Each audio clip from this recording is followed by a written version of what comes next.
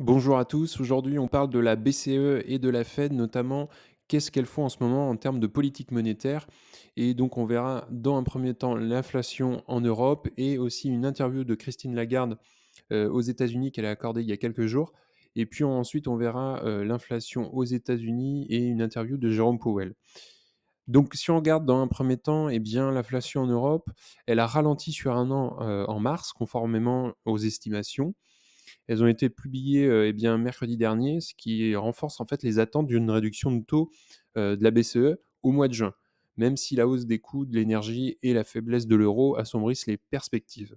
Donc en fait, si on regarde un petit peu plus en détail, sur un an, eh bien, l'indice des prix à la consommation calculé, hors norme, aux normes européennes est ressorti à 2,4 comme indiqué en fait dans les estimations, après 2,6 en février. Donc on voit bien qu'il y a un ralentissement léger au fur et à mesure, des mois, et si on regarde un petit peu plus d'un mois à l'autre, on voit que l'inflation en Europe a été légèrement plus forte qu'en première lecture, enregistrant une hausse de 0,8 contre une estimation initiale de 0,6, et si on enlève, l'énergie et les produits alimentaires, eh bien l'inflation ressort également à 0,8 en rythme mensuel, et elle est, de 3,1 en rythme annuel.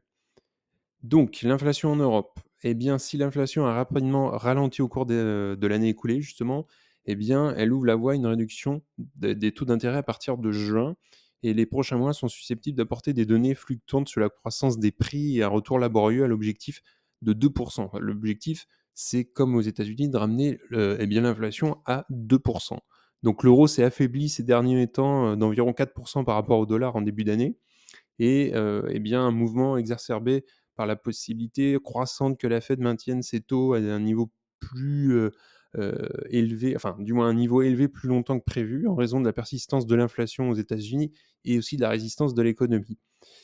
On en parlera juste après justement de cette, économie aux États-Unis notamment, et de l'action de Jérôme Powell. Donc en Europe, les investisseurs ne prévoient que, enfin, ne prévoient plus que 75 points de base de réduction de taux, pour la BCE cette année, soit 2 baisses après juin, ce qui représente un recul par rapport aux anticipations il y a 2 mois où c'était entre 4 et 5 baisses. Aujourd'hui, les taux, c'est autour de 4,5 en Europe, et récemment, Christine Lagarde est intervenue, sur une chaîne aux États-Unis, c'est la CNBC justement, et elle a dit: «Nous assistons à un processus de désinflation qui progresse conformément à nos attentes».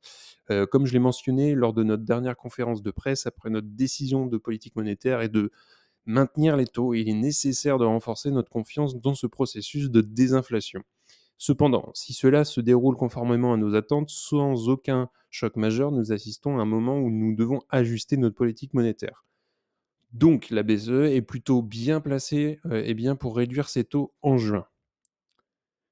L'inflation maintenant, si on regarde aux États-Unis, Jérôme Powell est aussi intervenu récemment, et le président de la Fed a fait allusion à un calendrier prolongé pour l'ajustement des taux, citant des inquiétudes quant à la réalisation de l'objectif d'inflation de la Banque centrale. Donc Powell s'est concentré sur l'indice des prix des dépenses, de la consommation personnelle, l'indice PCE qui est sorti il y a pas si longtemps, et il indique une attente de changement minime pour mars par rapport à février, et le PCE actuellement est de 2,8 pour février, qui reste supérieur à l'objectif de la Fed, suggérant un écart par rapport au niveau souhaité.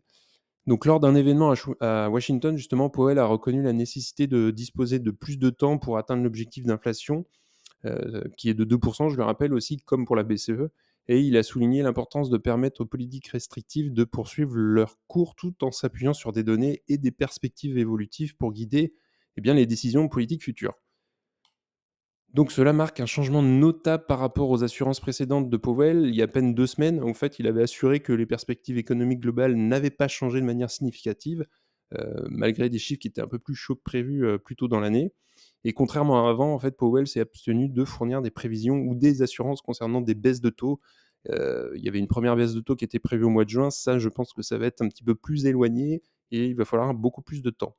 Donc le marché aux États-Unis a réagi, et en ce moment, il est en correction. Si on regarde le S&P 500, eh bien, en réponse aux tendances de l'inflation, les investisseurs ont révisé leurs prévisions de baisse de taux, hein, et réduisant ainsi leurs attentes. Donc ce recalibrage reflète un exercice d'équilibre entre eh bien, les considérations d'une inflation persistante et un marché du travail robuste.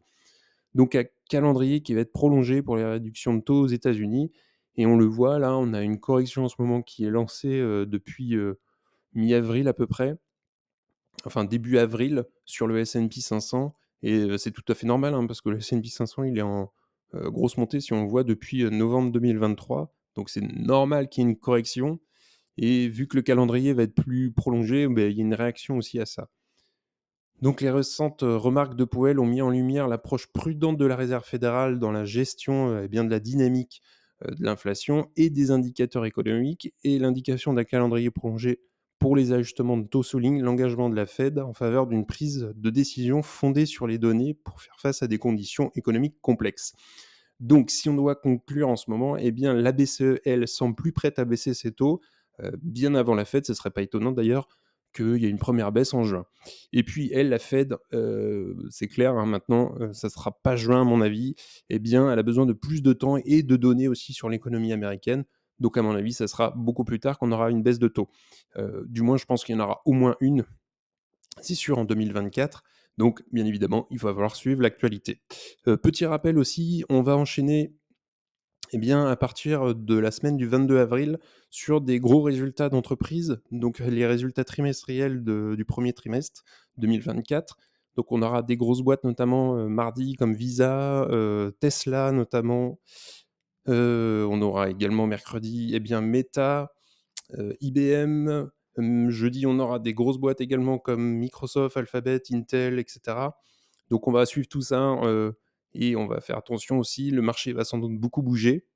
En tout cas, on en a fini pour aujourd'hui. Profitez-en pour liker, vous abonner, ça fait grandir la communauté. Et si vous souhaitez regarder un autre épisode, vous pouvez cliquer juste ici. Et je vous souhaite une excellente journée et à bientôt pour un autre épisode.